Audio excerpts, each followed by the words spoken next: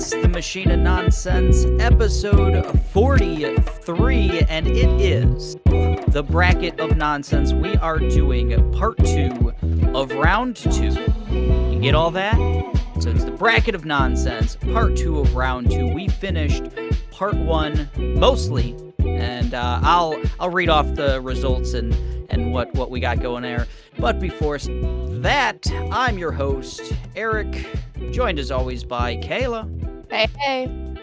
And we got a 3-pack of fellow co-hosts here. We got Aaron. Hello. Mike. Hey. And Tomas. How's it going? So just to recap, in round 2, Leslie Knope beat Mabel Pines. Cliff Booth beat Walter Kovacs. Ahsoka Tano beat Vegeta. Tony Stark beat Nathan Drake. The Joker beat Gollum. And Joel Miller beat Anton Chigurh. A whole litany of other Joels pop into my head every time you say Joel. That time it was Mikhail. I was like, how many Joels are Name a there? third one. Well, there's Billy Joel. Oh, well, that's he's not a Joel. He's a Billy. My mind always wants to say Jesus Joel as well. So those were some of the results. We had 2 ties, and we left it up to the Monstars fan group to break those ties. And you failed us all. Yeah, you failed us slightly. We did break one of the ties. So the matchup was Big Boss from Metal Gear versus Alucard from Castlevania. And we have a winner. Drums. Hey, there we go. Those are kind of drums. I thought there was a car driving by somebody's house. Big Boss has defeated Alucard on Monster. Yeah. So Big Hell yeah. Boss will go to round 3 and get to take on, who do we have? Ahsoka Tano. How fun is that? Big the Boss king of versus Konami. Yeah. Big Boss going Final Four, baby. I can see it. I'll push it. We've got 8 new matchups for today, and those are Thanos versus Lou Bloom, Tyrion Lannister versus Yennefer, Ingrid Thorburn versus Leeloo Dallas, Undyne the Undying versus Sirius Black, Rust Cohle versus Ellen Ripley, Mare Sheehan versus Mae Borowski, Tokushirou Tsurumi versus Arthur Morgan, and Kratos the God of War versus George Costanza. No, it's gonna be my favorite corner of the bracket. A man of many titles.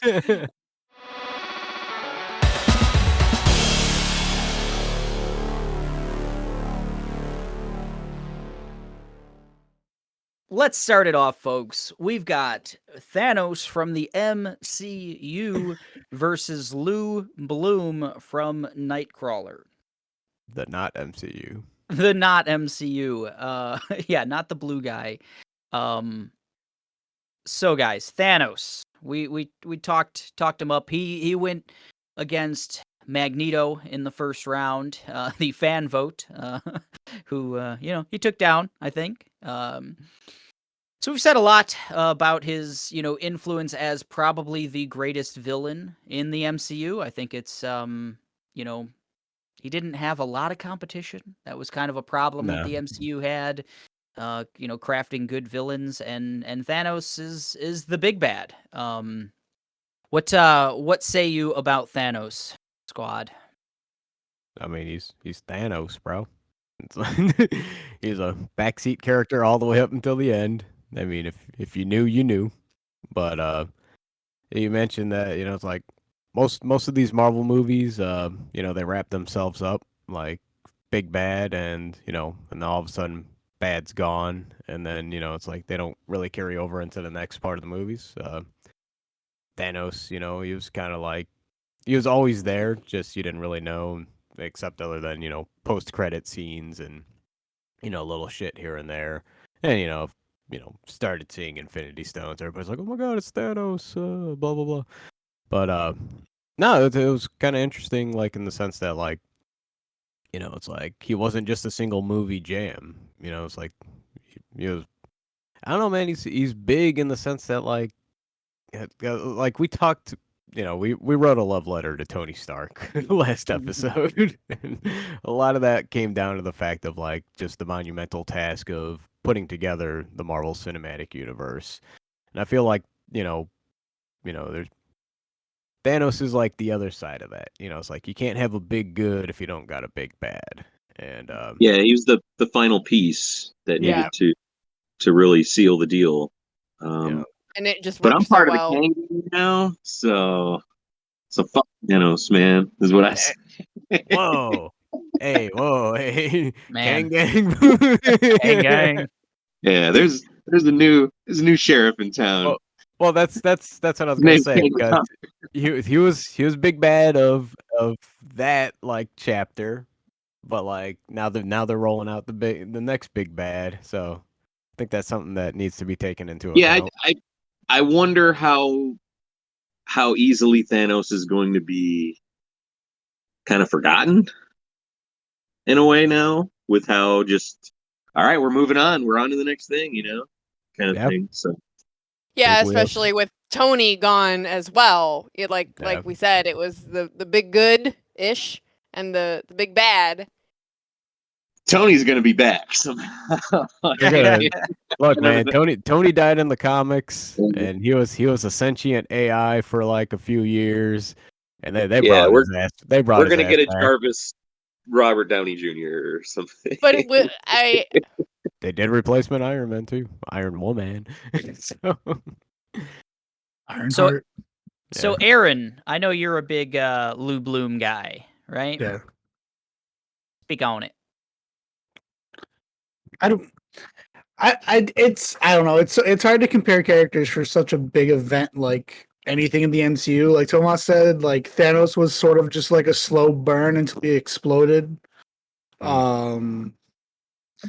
It's just I don't know. I think there's something to be said for a smaller character study as opposed to.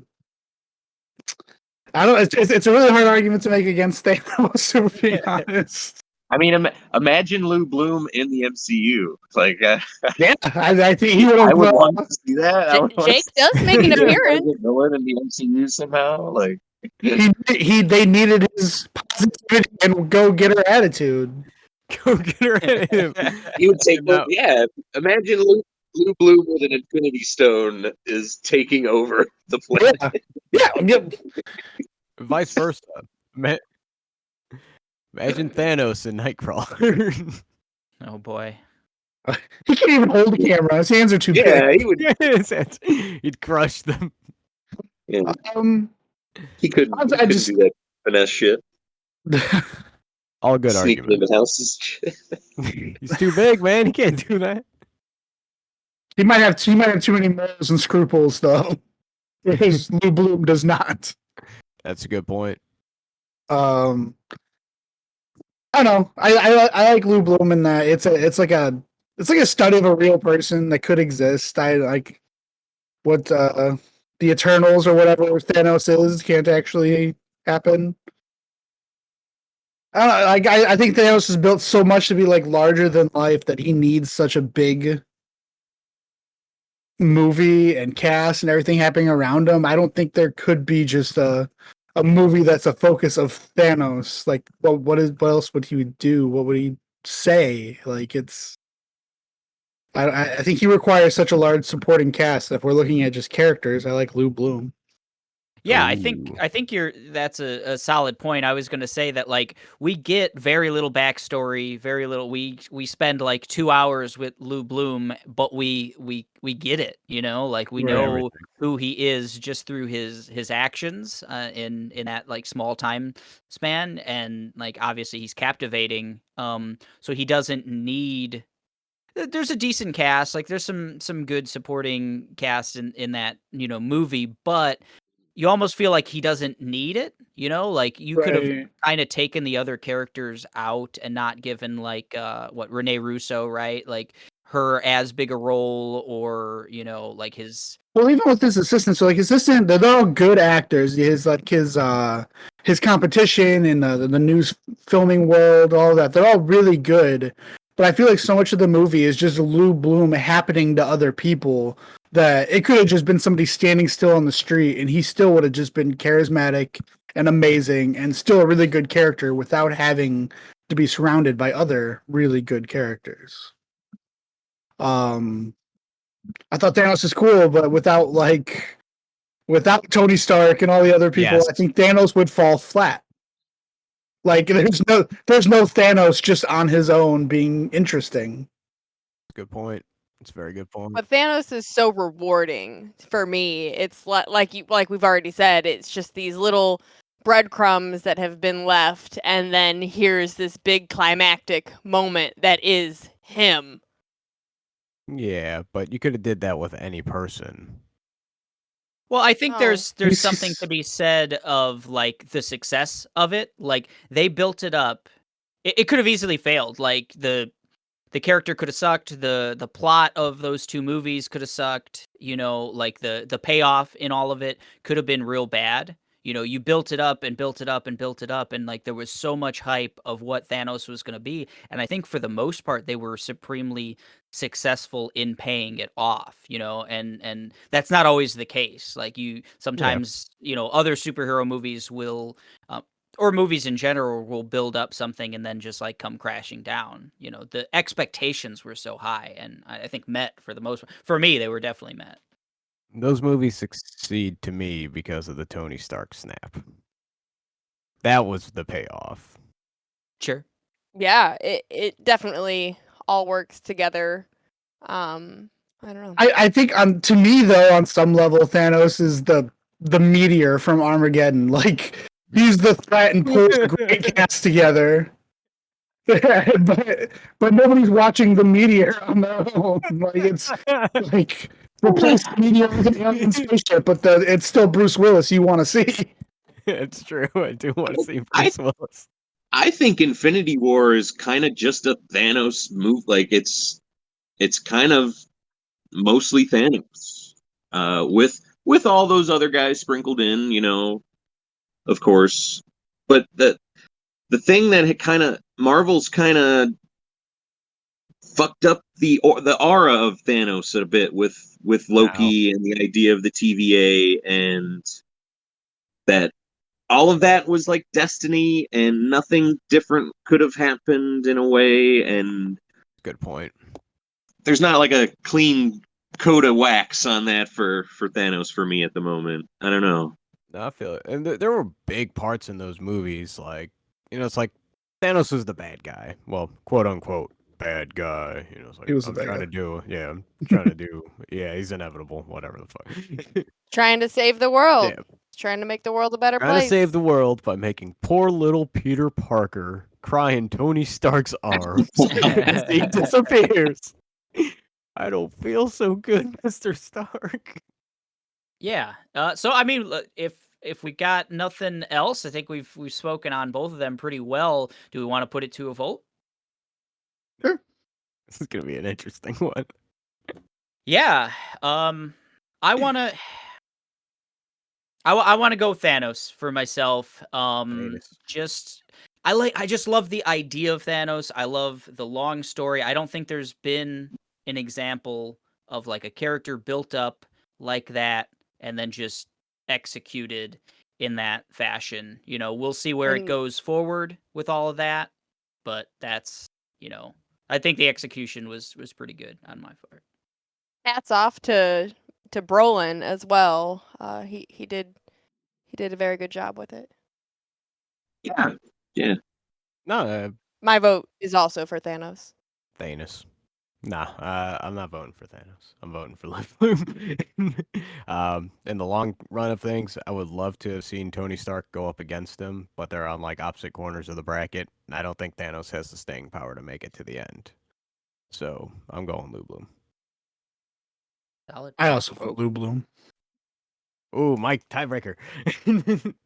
If I was ranking Marvel characters and not just Marvel villains, I don't Thanos isn't like top 5 for me probably.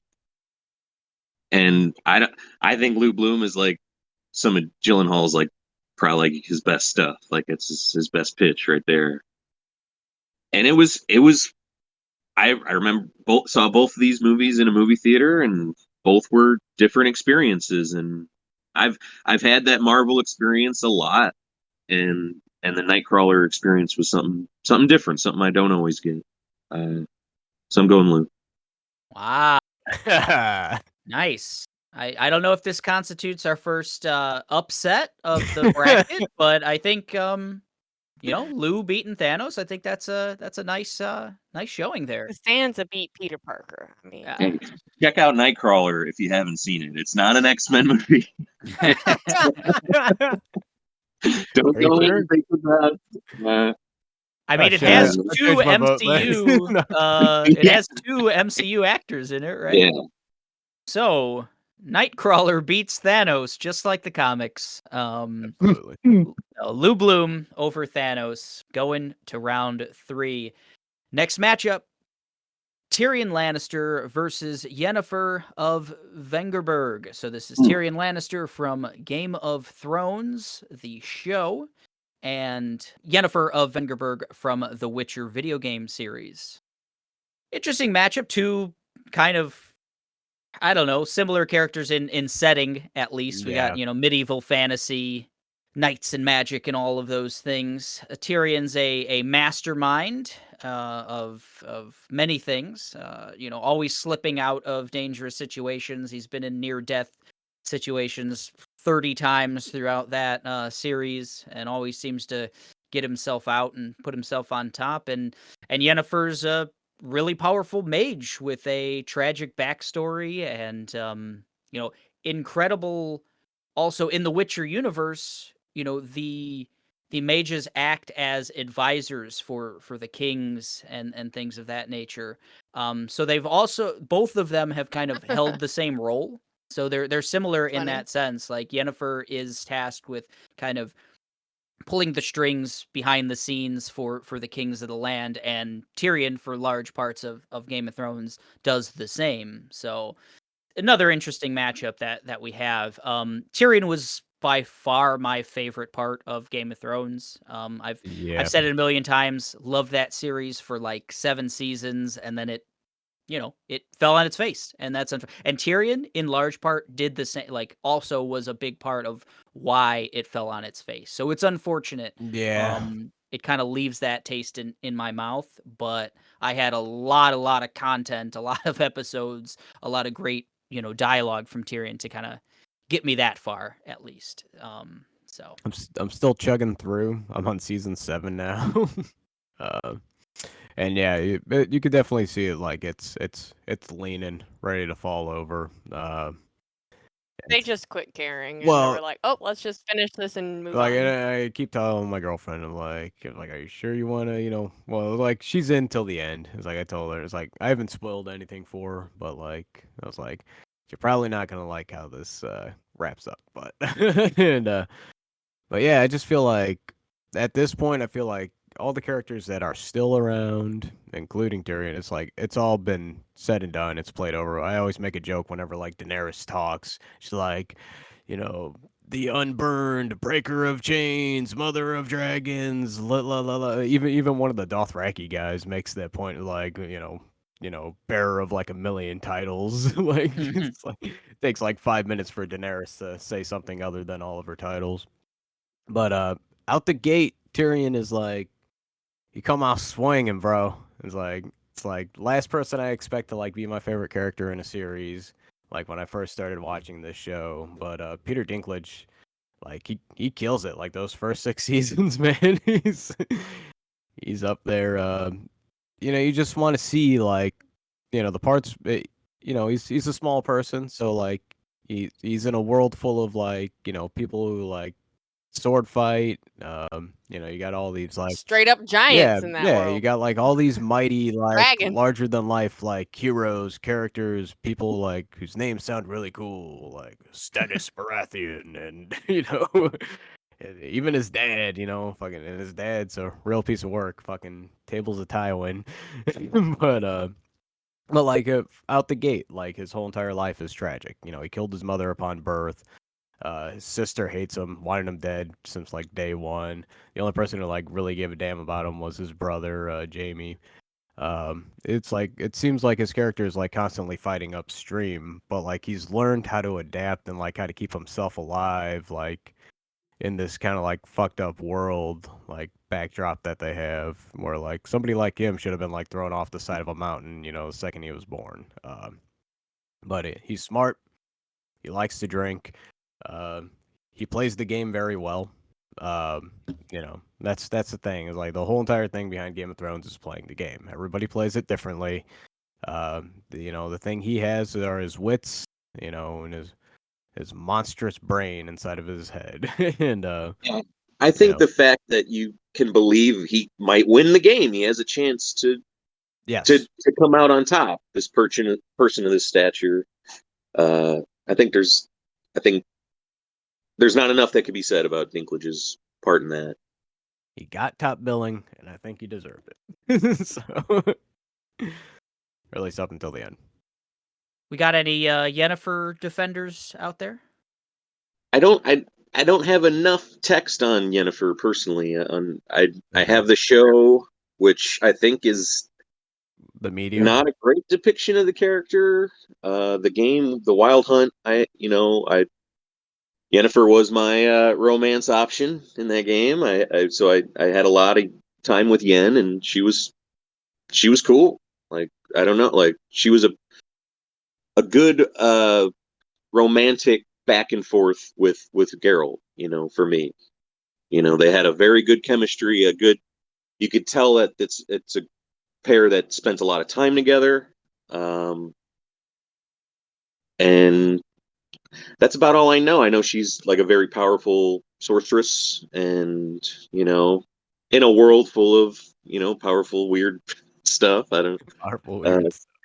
See, I didn't get that real good feeling between Yen and Geralt. I felt like it was not very warm and passionate and true. Like, I mean, spoiler alert, there's some fate magic shit in there,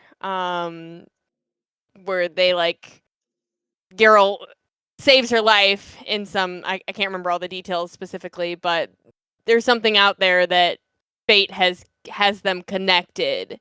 And I think Yen is pretty like harsh and cold, and like Triss Marigold on the other hand is very like colorful and not exactly a happy person in all senses with her situations, but I just feel like I'm more attracted to Triss's personality and situations than I am Yennefer. Like, I think Yennefer, like Eric said, she's on the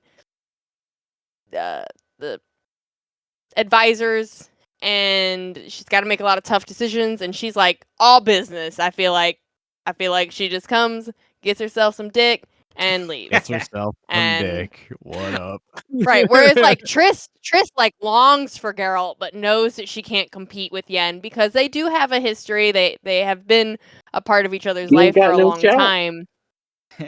What? She doesn't have a shot, like you said. She doesn't. Because of the fucking genie. Right, and then you kill that fucking genie, and then it's like, okay, we do it. It wasn't just fate. But Yen is still cold. Yen still is like, I don't know, Geralt. Like, I don't know. I think we had a different rapport with Yen at that point, where in a game where you can choose, like, to be harsh to someone, and she came like you. I was kind of interested in the character because there's like a scene where it shows their life together and stuff, and I'm like, well, okay, they have a past. Even if it was based on fate, I want to see what that was, and you didn't, which speaks to the character still, I guess. I think Tyrion wins in this one personally. I do I don't too, know if we but still want to discuss or not. I think we're all maybe leaning that way in a way. I don't know.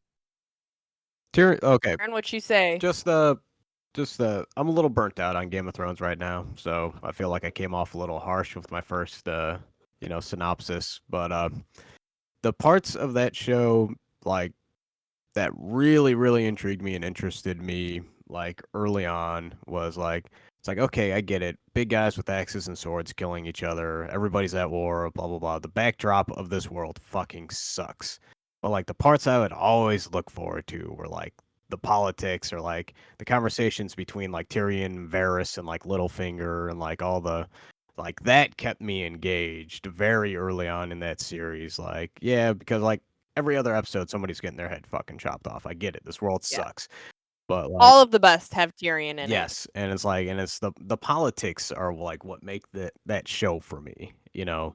It's like how everybody's playing the game, whether it be extortion, whether it be and like Tyrion had nothing other than the Lannister name. Everybody else had like money, they had like people in their back pocket. Varys had his like little, what does he call them, the spiders or they all had like Birds. they all had something, but like well, one of them had spiders. I think that was the alchemist guy or something like that. But He's called the Spider, Varys the oh, okay, Spider. Yeah. okay, something like that. Whatever. It's hard enough to remember these people's names. I like But- Spider Bird though. I think that should have been a character. the Spider Bird, but It's the most terrifying creature that could ever exist. absolutely. But like the cool thing about Tyrion is like he enjoys it too. Like he even mentions it. Like he's like for the moment that I was the hand in my father's stead. Like I enjoyed it. I was good at it. I believe those were his words. And it's like he wet his beak and he realized that it's like maybe there is something bigger than me, and he runs with it. Even like when he falls and he's got to like get picked back up. It's he's just an interesting character, man. Like and like. He's smart as shit, dude, and he's cunning, and like I loved his back and forth, like when Joffrey was like king, and like Ugh. yeah, well, it was like, and he was like the only person to stand up to him. It's like it's like he called him was like fucking like an idiot and a tyrant. It's like we've had He smacked him yeah, too he a couple smacked- times. and but I don't know, it's like Peter Dinklage, like fucking just. He was that show for me, like for like the first like 4 or 5 seasons. Like when everybody's like clamoring over, like, "Ooh, Jon Snow" or like Danny, I'm like, "Fuck that!" Like, give me more Tyrion. Fuck the rest of these people. I'll watch the Hound and Arya because I like the Hound also. But like Tyrion was my dude in that show. Yeah. Uh, Yeah. And you're talking like in a cast of like juggernauts. Don't get me wrong, like I love Jaime Lannister too. He's like Seems like you love a lot of these people. Yeah, I think you just like the show, Tomas. I'm like getting so burnt out. Well, I hate Daenerys and I hate Jon Snow. I like Johnson. I didn't like Game of Thrones like at all. Like I watched 2 seasons and like I'm not watching any more of this. But on a show that is just 95% naked people and killing, because that's all that show is, every good part is Tyrion. Because he's the only part of that show that isn't. That isn't Maybe naked. some of the naked stuff. But Killing somebody. Women, Well, naked there's a lot of women. That's true. Sexy time. character extends between just beyond just killing people and fucking. And I also find it hard to believe that like in a medieval, like kind of shitty, impoverished time, that every woman and every prostitute is like this like perfect physique. Well, it's just like, TV. yeah, well, no, I'm just saying. No, it's like, no. it's- In the Game of Thrones universe, it's a spell was cast, I think, and it's canon. It's canon. You guys need to read the books, I think. Oh, okay. All right. I was What are against those last 2 books coming out? Tomorrow. So I think Tyrion wins over Yennefer. Yennefer is great though. I do love the back and forth with Geralt and everything else. And I think the coolest thing about her and their relationship is that she kind of has the upper hand. Like she is 10 times more powerful, both in that world, like her influence on that world, and also literally, like she knows magic. She can light him on fire at any point. Lightning bolt. So she's not a Lightning bolt. damsel in distress. She's not like a weak, person who needs to be saved. Except for the fact that Geralt saved her, and now they're bound by fate. Well, but so it's got lightning hands. We're bound by fate. So Tyrion over Yennefer. Let's go to the next matchup. Ingrid Thorburn from Ingrid Goes West versus Leeloo Dallas from The Fifth Element. Leeloo, I think, maybe had a close matchup with Terrence Fletcher from Whiplash in the first round. And for that matter, I think Ingrid versus Lieutenant Jim Dangle, that was a close one. These were both like, Yeah, they coulda went either way. skated in, yeah, a little bit. So this is an interesting matchup. Two very charismatic women. Yeah, Do you call her charismatic, I think Ingrid? both of them. I mean, I don't see. I've yet to see Ingrid Goes West, but I know how charismatic Aubrey Plaza. Not the term I would use for Aubrey Plaza. Aubrey Plaza. Yeah, I know how charismatic. Oh, I think she's Awkward. She's Voice character. she's awkward. She's weird. She is out there, but she's Not that it's a bad thing. She's insanely Ingrid, man. charismatic. Yeah, She plays that type of character very well. right. Yes, personality disorders. She can just fucking nail them. She's got him.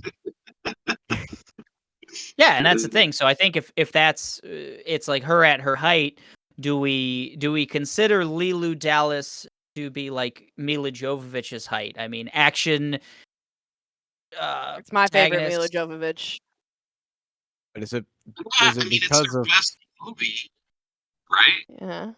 Uh-huh. I would, yeah, easily. She's given way more in her husband's movies, Paul W.S. Anderson, like the Resident Evils, Monster Yeah. Hunter now.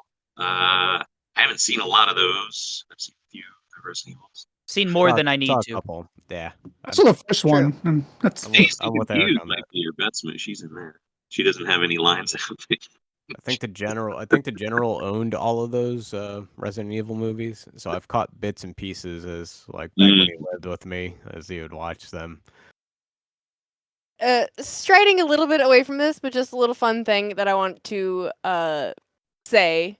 When we watched Black Widow, the Scarlett Johansson as a young child is Mila Jovovich's daughter. Oh. Caught that right away. ScarJo. That I could totally see that. She Looks is just like her. Yes. Yeah. yeah. I was like, as soon as it happened, I went to Eric. I'm like, I think that's Mila Jovovich's daughter. Sure enough, it was. Man, She does. She looks just like her. You'll have like a connection, Kayla. Yeah, I guess so. That's funny. It's good stuff. I do think Leeloo Dallas is Mila Jovovich's best film, best character. It's the most fun. I know she put a lot of work into that, like her and the dude who made that movie, like actually created a language that she learned and they spoke to each other with. Like the language she speaks, like they legit created and can have full on conversations in words and grammar, if you will. So that's just an interesting fact about that movie. Bonus points for name the alien race from the ones that created her Oh in the man. Fifth Element. $5. The ones that created her? Yeah. The $5. Protoss. The Monochiwa. The Monochiwa. Very nice. Okay. Sure. We'll go with that. The Machu Picchu. I think I made this argument in the first round, and I do want to reiterate it. I think she does so much. It's funny that she learned a whole language and like barely speaks like she's mute throughout the Right, first like yeah. half of the movie, and then this even in the second half she's doing more with physicality, and I think that's an impressive thing, like that she does a lot in that movie just by emoting and like with her physicality, her action scenes. Stuff like that. I really dig that about that character, and I think the look and everything's real iconic too. I think it's just like In the same way that I guess I put it as a negative in our Suicide Squad spoiler cast, that like Harley Quinn is so played out as a costume. For some reason, Leeloo Dallas is not in my mind, but they are like that's just like a go-to kind of costume. The backdrop of that universe plays more to the Leeloo Dallas. Like if you look at that whole entire world that they live in, It's a great world. everybody's dressed ridiculous, you know. Yeah. So, Yeah. and it's just like the air pilots are all dressed in like scantily clad stuff. Look at fucking Ruby Rod. Ruby Rod. It's Yeah. like, you know, it's an interesting like universe. Like fucking, you know, Gary Oldman's character fucking he's got that weird Zorg. Yeah. He's got that weird like plastic thing on his head. It's like, Gary. it's a you know, like I didn't see Ingrid Goes West or whatever. I do like Aubrey Plaza as an actress, and the way that you know Mike described it was like she's like this really off the rails kind of creepy using social media. Mentally Yeah, disturbed. and like I could definitely see Aubrey Plaza playing that kind of character. Um, the thing that I always keep coming back to is that I love The Fifth Element. I love everything about that movie. It is a fun little roller coaster ride, like that doesn't take itself too But do seriously. you love Leeloo Dallas? Well, that's the That's a point that good I'm point. getting to. It's like I love the cast as a whole. You know, so Yeah. we made that point. Like, do I go to the movie to watch her character, or am I there for you know Bruce Willis or you know Or Ruby. Or Ruby Zorg. Rod Or the or big Zorg fucking gun. Or, or Debo, the opposite. President Debo, Or the Macarena Right. race, Yeah. or what were they called? the Montechiwas. Yeah, those. Um, The Munchie cheese. I don't think any one character in that movie carries it. I think it takes all of them because they're all such colorful characters. I think it's a huge testament to that movie too, that like so many characters could stand out. Like, you know, well, obviously, you know, like Bruce Willis is like the main character, but you know, it's like I feel like everybody in that movie stood out in like some extent. They're unique characters in a very unique, you know, dystopian future kind of, you know. So, Uh, Mike, you're probably the best to speak on, like, well, Ingrid, basically. And Tomas makes a really good point of, like, it's a real big ensemble with some really, like, heavy interesting hitter. characters and everything in Fifth Element, and some really good actors, frankly. Ingrid, does she carry, like, does that character just, like, put that whole movie on her back and, you know, that's what you're watching it for? Oh yeah, definitely. She's like Elizabeth Olsen is like the social media celebrity that she's stalking and becomes friends with, and I think Wyatt Russell is her fiance. Um, but yeah, her like psychosis is what like carries this thing, and even though she has to come to terms with like what she's done and the crazy decisions she's made, she winds up winning in the end. Like I'm gonna spoilers here, but like she attempts suicide and like makes a video, like posts a social media video, uh and then she fails and wakes up in the hospital to find out that she's become a hit. She's a fucking like her video went viral and people care like she makes like a she kind of apologizes in the video and admits, I believe, like, you know, that she has problems and shit, you know. Mm. And it's just kind of a dark, like you said, dystopian future for Fifth Element. Ingrid's kind of the same way. It's just, social media and technology and Okay. screens and stuff It's a is the social, thing. Like that's what it's a social you commentary. know. Yeah, it's a satire, and she pulls it off. And it's believable because I mean, look at the current state of social media. Oh, yeah. Look at the current state of the Yeah. world. So, Right. It's life now. yeah, life imitates art. I don't know if I've ever asked you, Aaron, like, or if we've ever discussed like Fifth Element. I feel like that's somewhat in your, like wheelhouse, but maybe not. I was a big fan of it when I was a kid, but I Yes. don't think I've watched it since I've gotten older than All right, well, let's hear 12 what Aaron's or got to say about it. I don't remember too many specifics. I don't think I was a big fan of that one single character. But Right. Let's just say that movie's the reason that you joined theater arts in high school. oh yeah, so changed my life. Honestly, like I don't think I have enough. Like I don't remember enough, and I'm not vested enough to even. I think I was planning on abstaining, so I haven't even seen the other one. Right.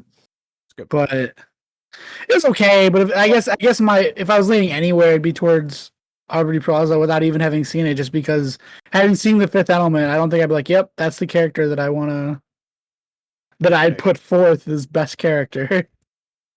So I feel you. I'm abstaining, but I'm leaning away from Dallas or whatever. Okay.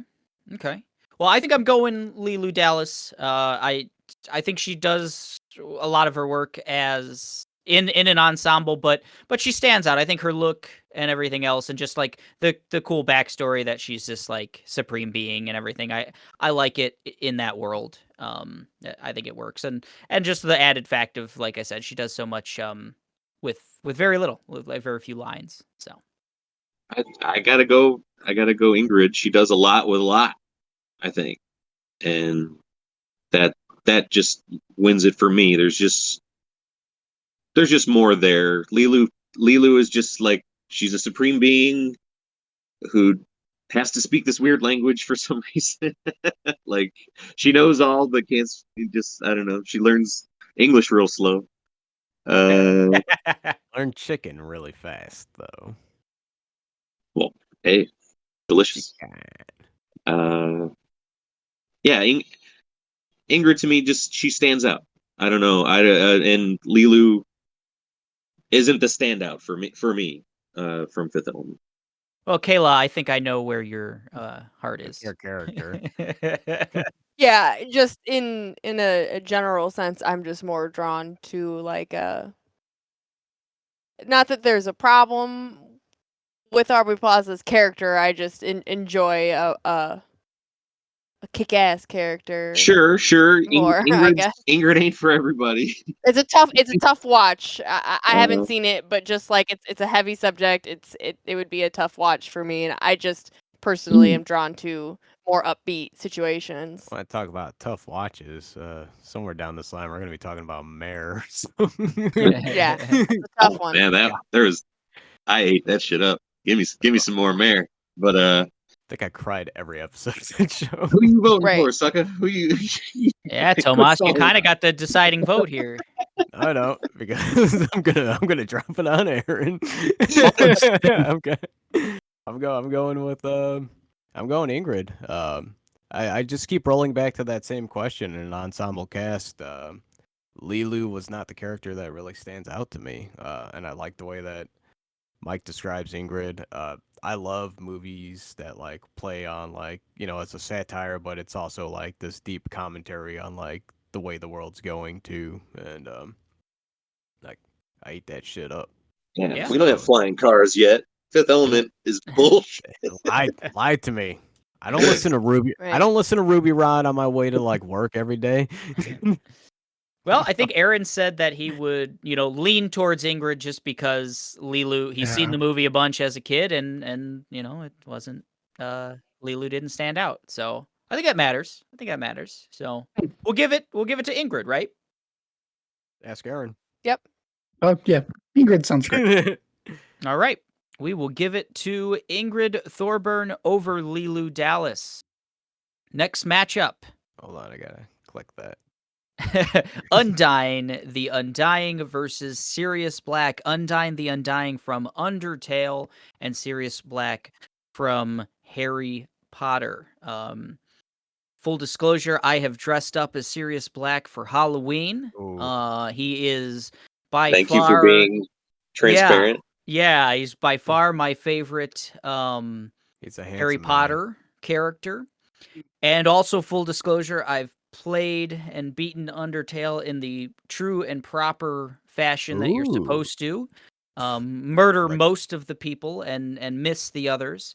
And Undyne did not jump out at me. Oh. I did read I watched a great YouTube backstory on Undyne, and it hit. Like, I think Undyne is a super cool character, but I'm gonna need to be convinced to swing my vote. So you played both pacifist route and genocide? No, unfortunately, with Undertale, a lot of the characters take multiple playthroughs to really flesh out Get their whole what entire thing, they got. what they about. 'Cause you get a lot of different nuances of like every character depending on which route you take, or you play all routes. Well, I killed a stupid cow, and so I feel like I beat the game. Oh yeah, well, you killed your mom. Are But you calling my mom a cow? no, I'm Damn. talking about the beginning of the game. Yeah, no, I did. Uh, I killed that. Sirius is he mostly just in Prisoner of Azkaban, and that's He plays a big role in everything. So much of his. I'm trying not to conflate it with Sirius in the books because the movies are kind of badly written. Ooh, here we go. Sirius plays such a big role in replacing any parent that Harry would have had. So he's gotcha.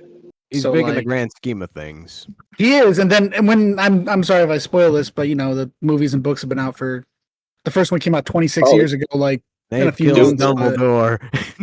Well, yeah, but like when Sirius ends up dying, it's because he's come back to save Harry, because much like Harry, he always believes he is the only one that can. So Sirius is such an awesome character, and he's one of the only characters in Harry Potter that has depth beyond like I'm gonna save everybody or I'm an evil little jerk. Buddy. He's the only one that I should say he's the only one with depth that actually doesn't lean too far the other way. Because like when they try to display Snape as having it, they really go off the mark because he spends his whole life torturing children. But yeah, Sirius is such a cool character. Like Eric said, he's one of the best in the series. Snape Cool. kills Dumbledore. It's true. He does. Talking about YTMND. You decide for yourself if he killed Dumbledore or if he was just following Dumbledore's wishes, and Dumbledore basically killed himself. Ooh. I know who didn't kill Dumbledore. Undyne, the Undying. Mike, I know you're a big Undertale fan. A lot of characters in that. I like Undertale. Sure. I can't.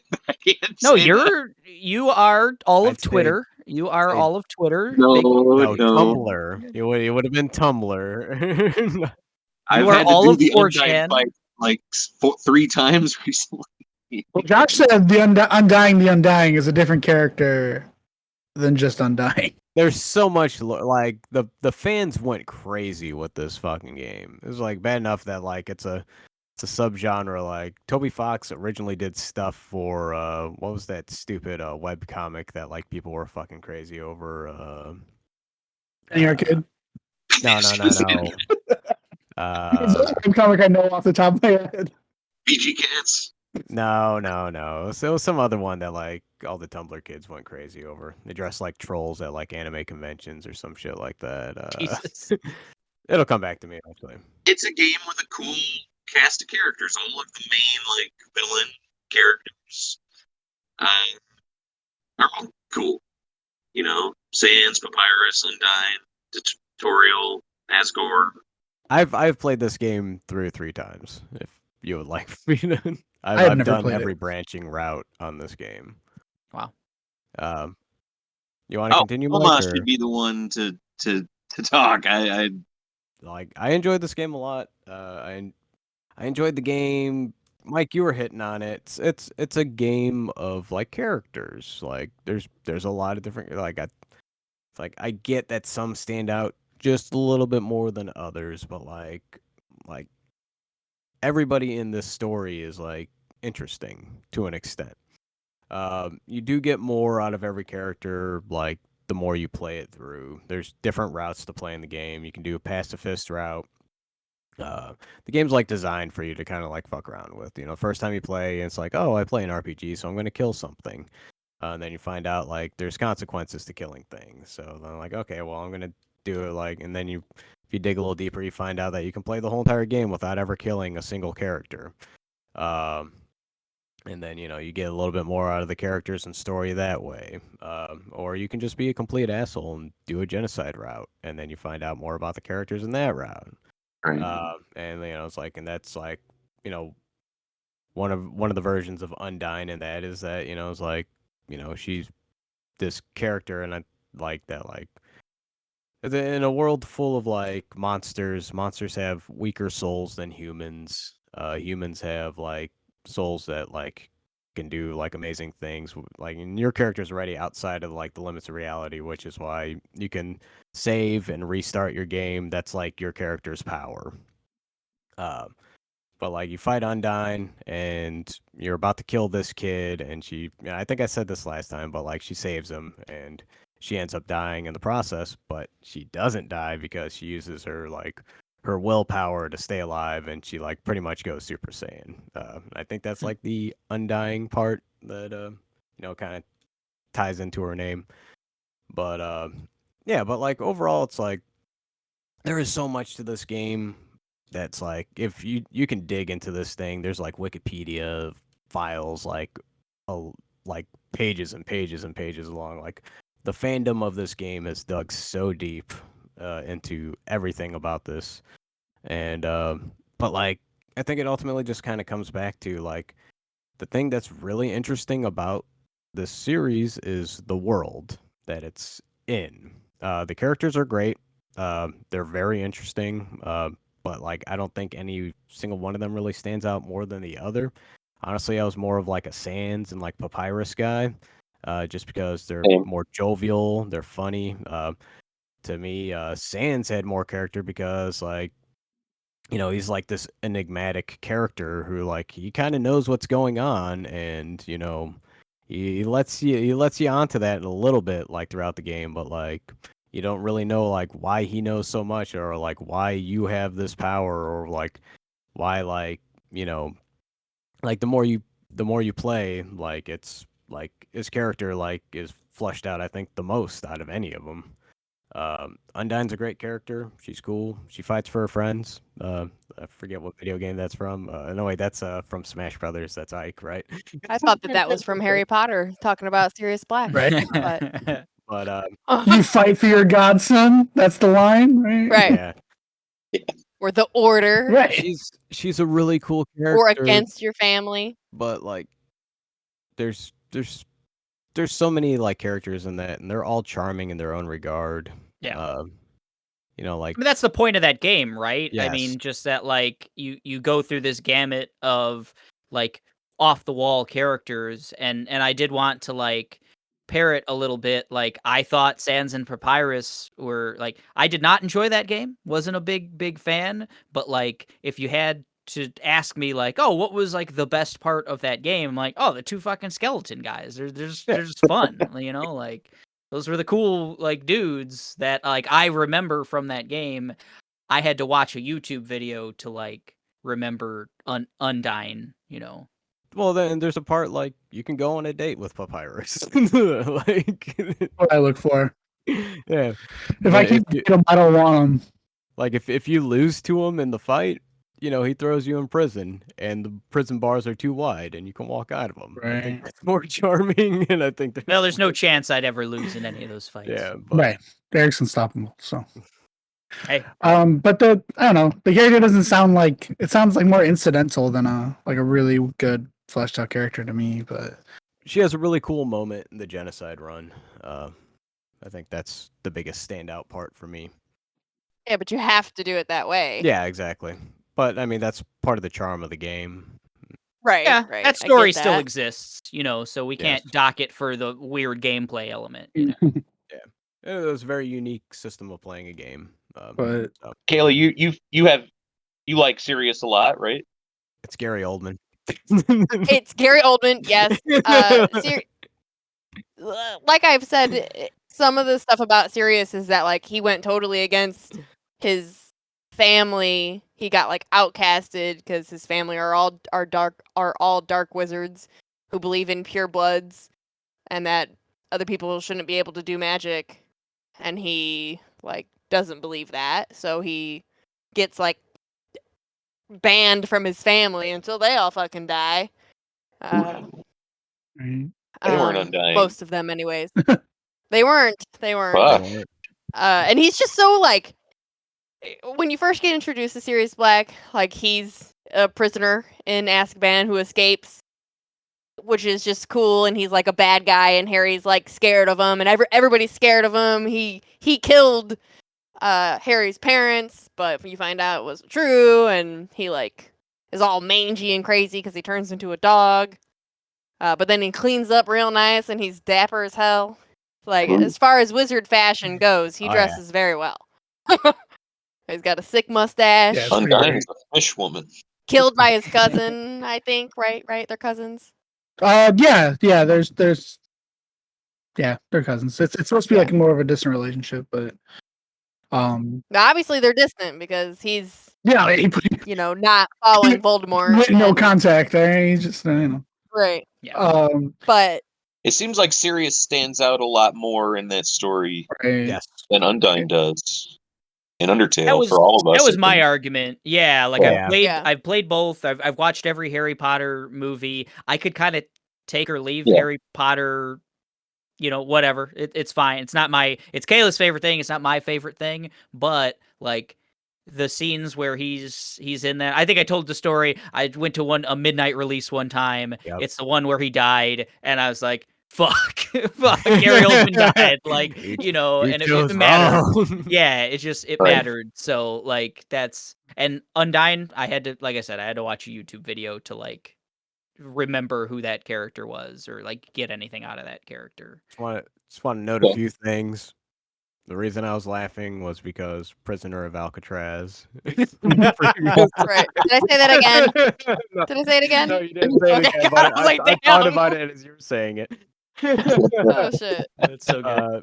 Dude, Gary Oldman. Funny Sick. little story about that is I was talking about like the podcast with my girlfriend.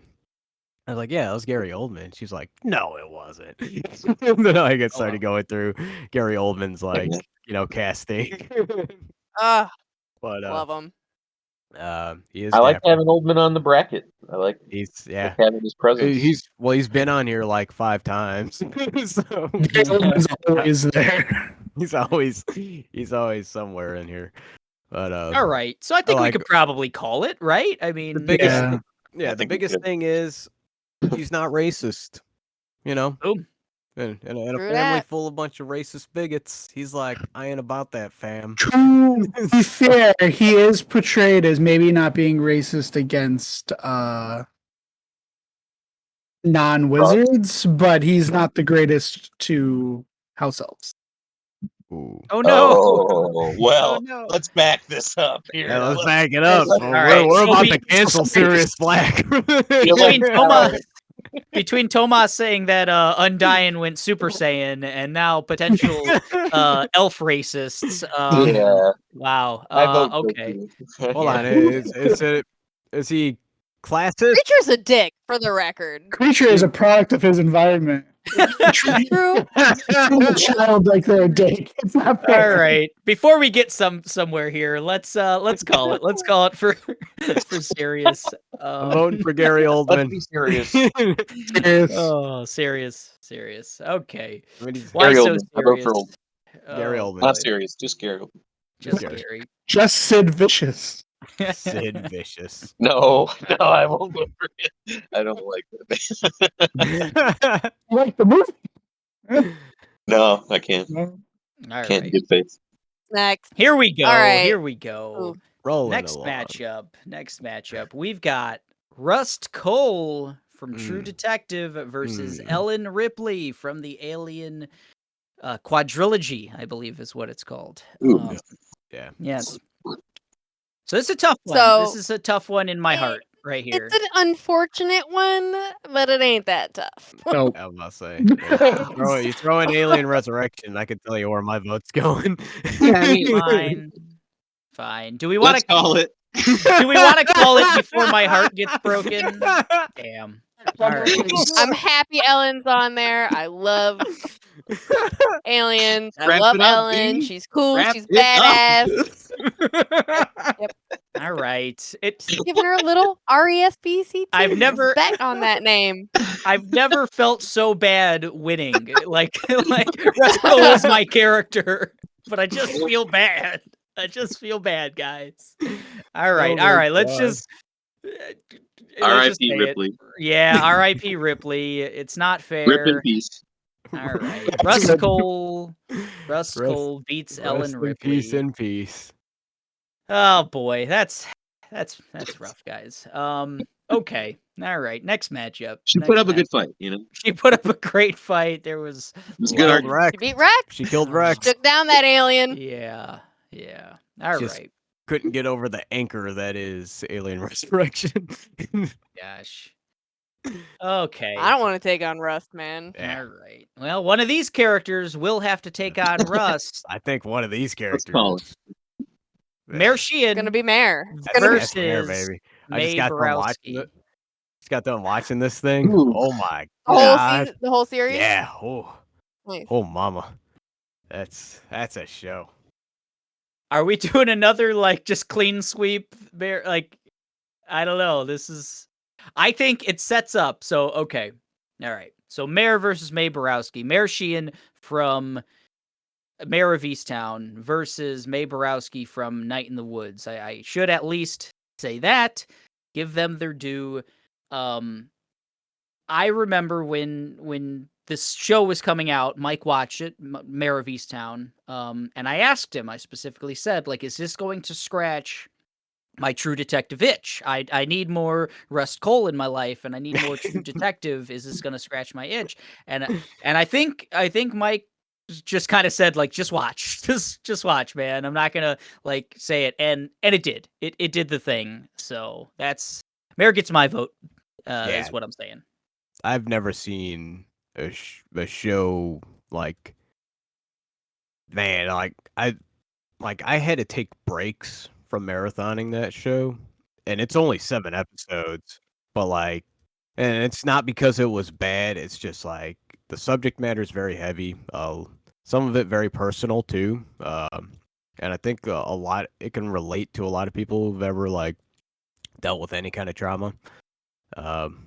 That show was just so fucking good, man. And Mare's, she's not a very likable character, but like she's a very strong person.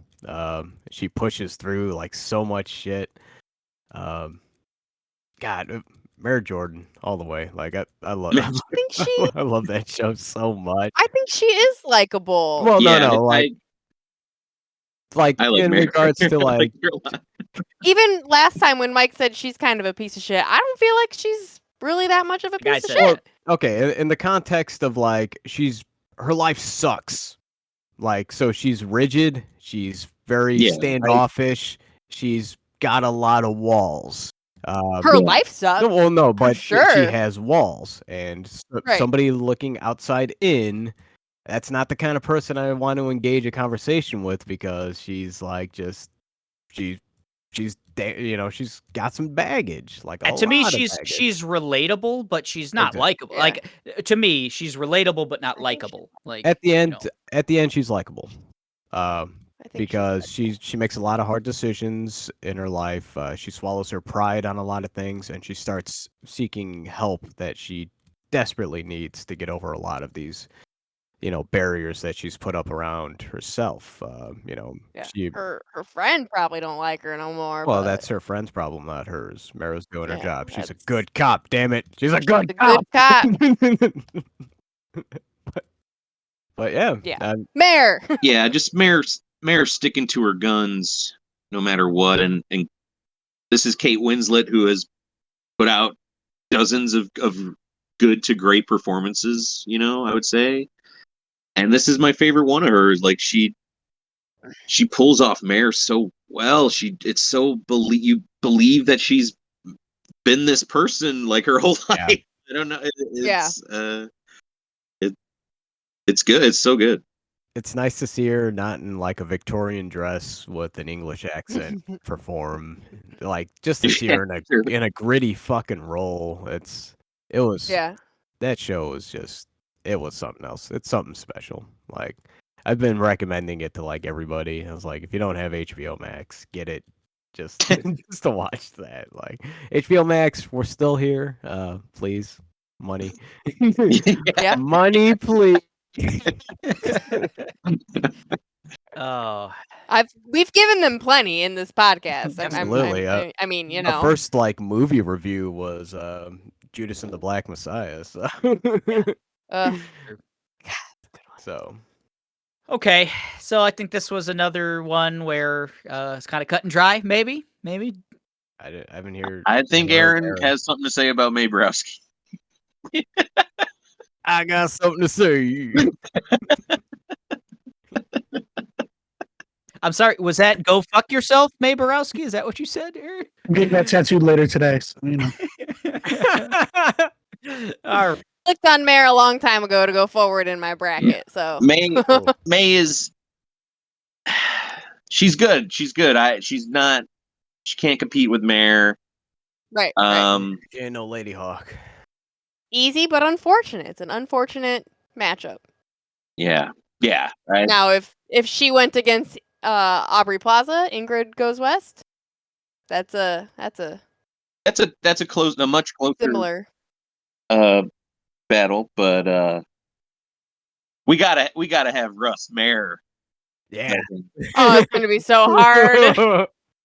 And the And Mare Cliff, tonight. Like, that has to happen. Like, I'm sorry. Okay. It makes the most sense.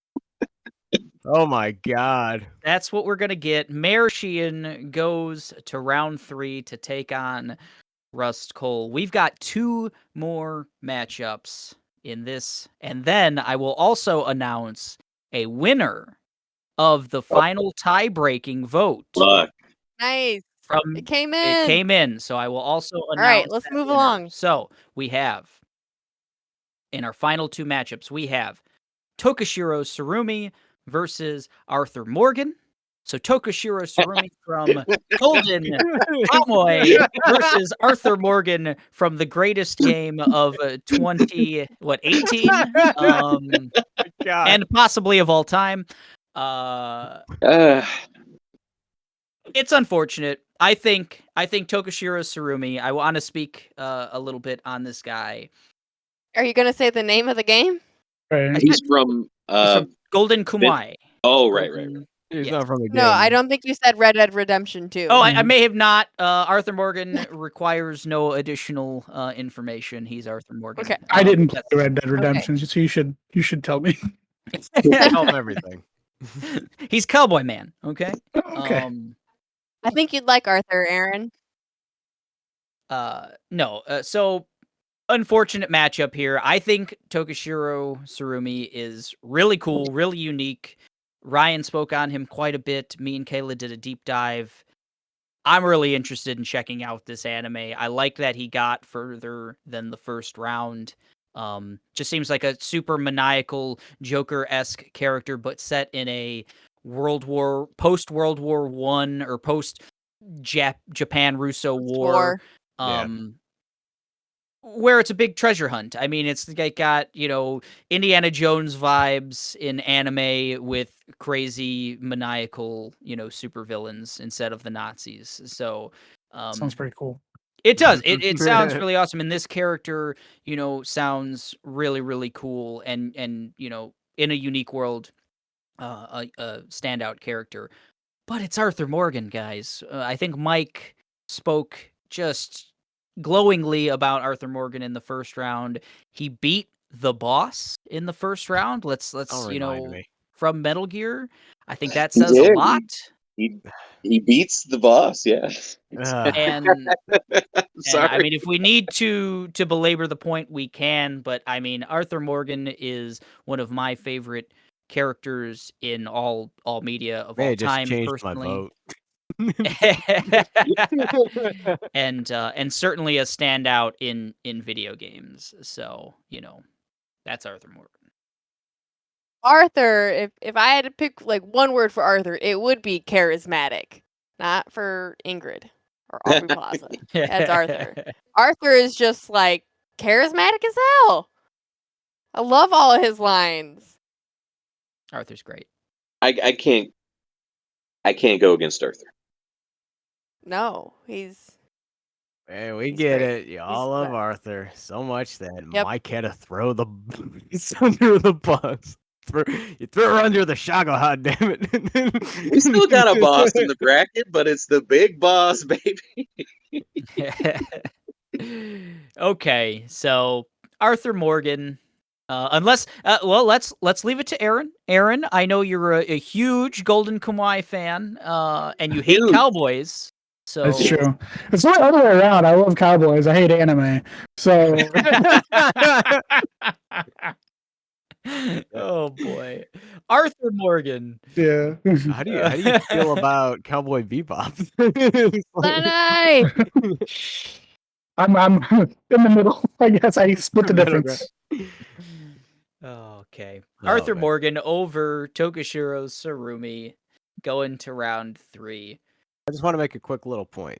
Like, even though like a lot of these characters are getting knocked off by juggernauts, like by process of like elimination, I'm definitely more interested in a lot of like these different like characters in media. 100%. I want yeah. to play Night in the Woods more from this bracket than ever before. Like, definitely. Definitely turned on. Like watching Mare was just amazing, and I probably would have never done that had it not been for this. So kudos. Good stuff. Hell yeah. We're all winners, you know? By the Hey, end of the day. we're already in round 2, so everyone had to beat someone. You know. So there you go. Gotta serve somebody. Up next. You know? Last one, and then after that, the announcement of the tiebreaker. Okay, we've got Kratos, the god of war. Your guys' drums are real bad. You're fucking up Kratos. You're fucking up Kratos. Kratos, the god of war, versus George Costanza. Yes. From Seinfeld, if anyone Yeah. wasn't sure where George comes from. No introductions needed. So Kratos is a character who was just kind of not a character for the longest time. He was just a big angry man who kills things for 15 years almost. That character has existed before the most recent God of War, and then he became a real character, a man dealing with the responsibilities of becoming a father, becoming a protector, dealing with his own character past. development. Teacher. Yeah, dealing with the wreckage of his past and his decisions, and Relatable. I think just that fact, like coming from just being kind of a one note thing to being all the notes. That's what stands out in Kratos, and I think the voice acting also, I should shout out to that. Just amazing, like motion capture, voice acting, just top of the line, in that game, and Kratos, because he's really front and center in every single scene of God of War.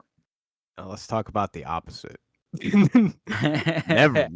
never becoming a better person. I think it takes more effort than becoming a better person. I think it So, does too.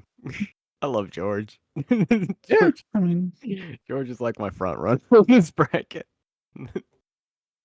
Yeah, speaking of juggernauts, I think George, stands above a lot. It's a tough matchup. So Kratos, I like Kratos a lot, and like you said, the ability that they turned him from kind of just a mindless rage, machine, to something more. But it's a character that, like, we have a Joel, not Billy, on this bracket. very kind of similar journey. You're just learning through, having this child with you the whole time. The road, something like that. And George is just he's an icon, Yeah, like he is. for TV. Like he's when sitcoms were, they were very formulaic. It was a lot of, you had to be like the buddy next door or just, Norm from Cheers or something like that. Like then you have George, who is someone real to me. Even though the situations can be over the top, he reacts in real ways to me. Like I don't know.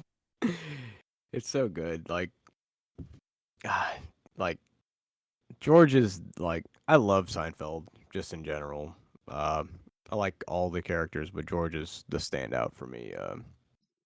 Him and his relation with his like family, just like working for uh fucking Vanderlei Industries. and yeah, well, just even the Vandelay Industries thing, like Art Vandelay, an architect. Um, he's like he's constantly in like this. He is not a great person, but he's constantly trying to convey himself like in this great light or something that he is not. Um, His self awareness is just amazing when it comes to Yes. that too. Like exactly, and I think that's what makes it like I wouldn't say likable, believable. It's like because it's a show about terrible people, but like it's a show about terrible people that understand that they're terrible, and I don't know, man. It's like George Costanza. He's a juggernaut, man. I was gonna say I was real interested to know, your thoughts on. I know you're a Seinfeld fan. I know you're a George Costanza fan, but I didn't know your relationship to Kratos. So not much of one, huh? I played a little bit of the first one. That's not really my kind of game. So I guess I never felt the urge to play any of the sequels. The So, 2018 God of War is fantastic. I highly Yeah, you should play it. I highly think you would recommend like it. It is it's very dissimilar from the Okay, PS2. then. Yeah, the one. Yeah, I'm gonna give that a shot. I remember playing the first one. I'm like, oh, okay, is this all this is? Everybody's talking about this. Like, I don't get it. I've never played any of the other ones. Only the okay. No. 2018, and it's a masterpiece.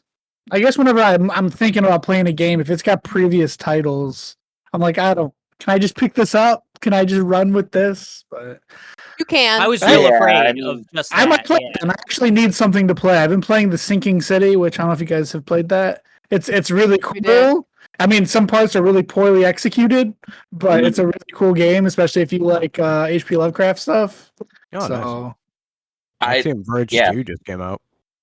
I've heard that the PS5 upgrade for God of War is very nice. awesome. Ooh, yeah. I would play God of War like multiple times. It's a Okay. lot of fun to play. It's very beautiful. There's story. I might buy it. There's a lot of character development between him, and you have a companion, your son, which is just a lot of fun. Yeah, boy. Best part.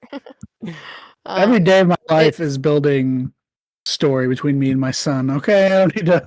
Yeah, well, your life is At least your life is Megan's the new still God of War. alive. That's true for now. They also deal with the loss of his wife and Atreus's mother. Well, so. Atreyu. Spoilers. Yo, Aaron used to listen to Atreyu. I So. did. I find it. I mean, it sucks that it. So he's been in Atreus's life this whole time. Atreus live. He's what, like 9 years old, 10 years old, Yeah, 10. Yeah, Let's call him yeah. 10. Yeah, sure. and he's never connected with this kid. And it takes the death of the mother for him to even reach out at all to him. Like the relationship at the beginning is like they've just met each other. It seems. And it is nice to see that relationship build. But I don't know, but Kratos is a character with a lot of baggage. Or a lot of these characters.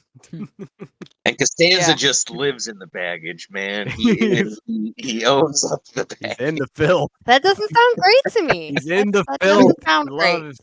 It He is ravishes in it. Like It all is the stuff great you for- guys say that are so great about George are things that I'm like, but that's not really. That doesn't sound good. Positives about Lou Bloom can be applied in a comical way to George, where he's trying to live his life the best way he can, and his best way is lying and scheming and dropping Mickeys and all that stuff.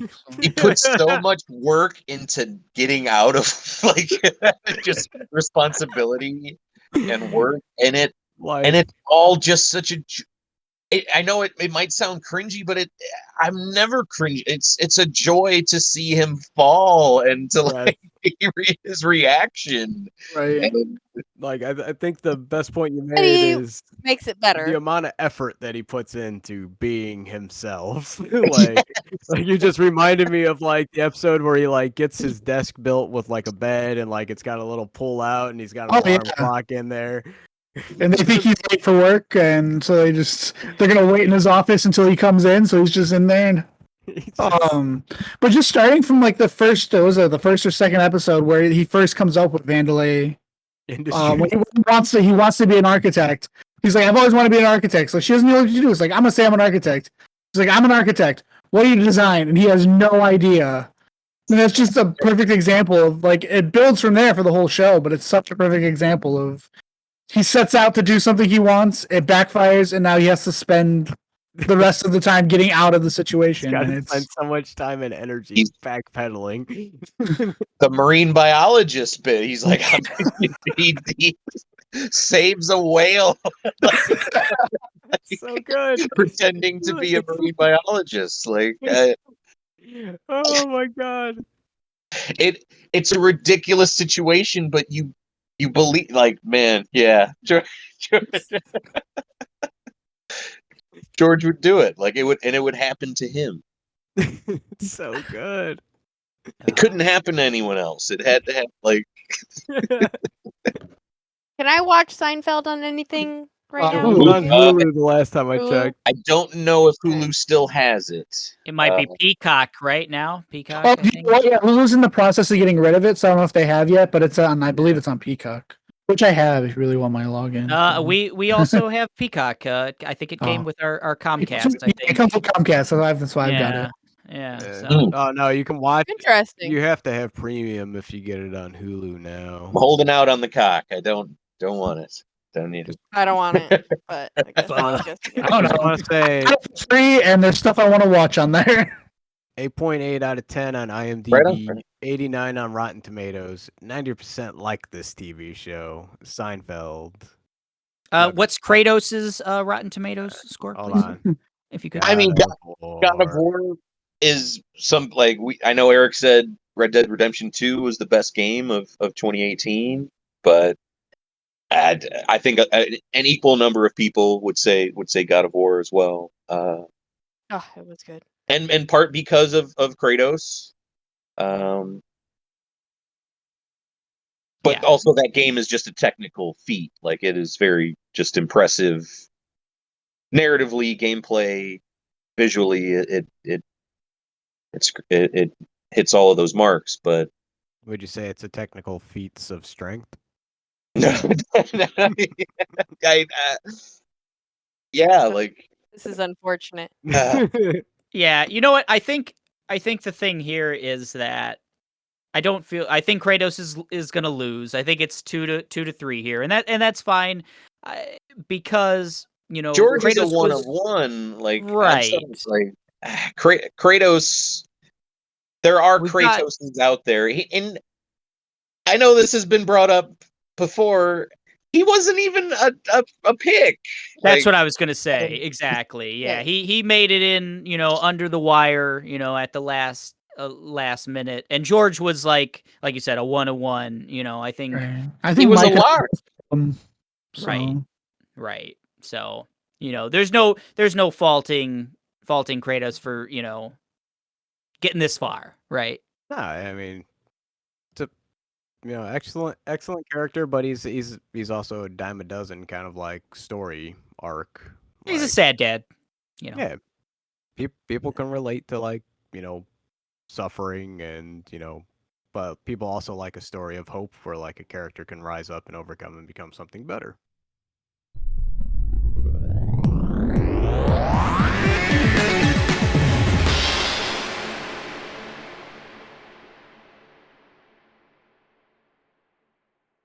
Speaking of stories of hope, where people rise up and become better, I think is what you said. How about we get to the tiebreaker that I've been teasing? Should we finish voting for? We're calling it for George. I think we're calling it for George. Okay. George. All right. George. I called it for George. All right. Stanza, I mean, I think it's only me and Eric who would vote for Kratos. Stanza 2024. Let's go. So speaking of stories of hope where something, whatever, I don't remember what Tomas said. Let's get to that tiebreaker between Ben Wyatt and Phil Dunphy. That was the final tiebreaker that we needed. We put it out there for the Monstars fan group. They responded, and by one vote, come on, let's get those bad drums. Here we go. A big cat purring. Get Roger. Ben Wyatt has moved on to the next round. Man, are we gonna put Ben Wyatt versus Leslie Knope in this bitch? I don't know. it He's could going happen. against Joel Miller next. It could happen. They just get married and That's it'll be true. done. That's true.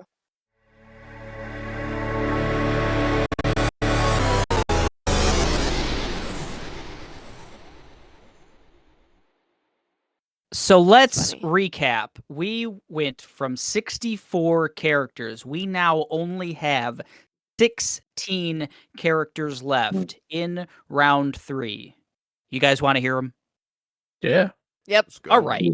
We have Leslie Knope, Love Cliff it. Booth, Love him. Ahsoka Tano, Big Boss, Yeah. Tony Stark, The Joker, Ben Wyatt, Joel Miller, Lou Bloom, Tyrion Lannister, Ingrid Thorburn, Sirius Black, Rust Cohle, Mare Sheehan, Arthur Morgan, and George Costanza. Yes. What a bracket, folks. Some good people on that one. I'm Holy so shit. excited. Yep. Yeah. All right. I don't think Ben's gonna make it to Leslie. You would have to get. That's You would true. have to get through Tony Stark. Now- Right. That's true. Oh, Let's do it. man. Let's get him there. God. Oh my! I'm surprised he made it this far. He's my only What? character left on this bracket. Goodness gracious. It's a lot, folks. It's a lot. I had to watch Ellen Ripley just get fucking disemboweled by Russ Cohle. Like, I mean, You played there a were part just- in that, sir. Yeah, you know. You said more about Mae Borowski than you did for I had to watch my boy Tokushirou Tsurumi just get shotgunned in the face by Arthur Morgan. Oh man, this was a rough one for your boy Eric. But this was episode. Oh, it was just rough all around. Yeah. It's only gonna get harder. Yeah. Oh, it's getting rough, boys. That Mare Rust. Oof. Arthur and George. Oh I'm gonna have to do George. some research, man. 'Cause goodness. I'm once again I will be on the opposite side of the playground. It's Mike. Oh. Gonna need you to be on that one, Aaron. It's gonna be tough. I'm gonna call in sick on that one. I'm not doing Yeah, you were exactly the person I was talking to when I said that. You better get your mind right, man. George is a piece of shit. Oh. I mean, come on. Arthur murders people. Yeah, Arthur Morgan's just a good old family man, you know.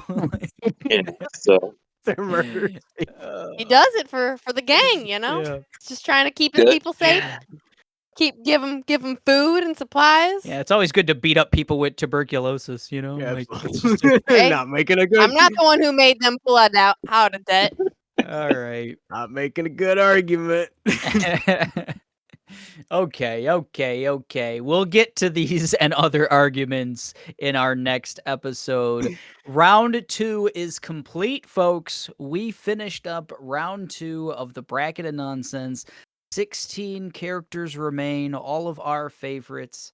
This was episode 43 of the Machine of Nonsense. As Nice. always, we ask you to rate, review, subscribe to the podcast. Check us out on social media. We're on Facebook, Instagram, and Twitter. Join our Monstars fan group on Facebook. That's how we decided 2 of these matchups. Ben Wyatt and Big Boss are of the people. They were voted. Let your Ooh. voices be Let heard. your voices be heard. And if you want to hear your voice on this pod, go to anchor.fm/machine of nonsense. Leave us a nice voice message or a mean one. Doesn't matter. I'm going to put it on this pod regardless. We probably won't make fun of you. So, this was episode 43 of the Machine of Nonsense. We finished round 2 of the bracket of nonsense. We thank everyone going on Monstars and voting. We're going to get to round 3 real quick, but for now, we are signing off and saying goodbye. See ya. Bye. Hi. Bye.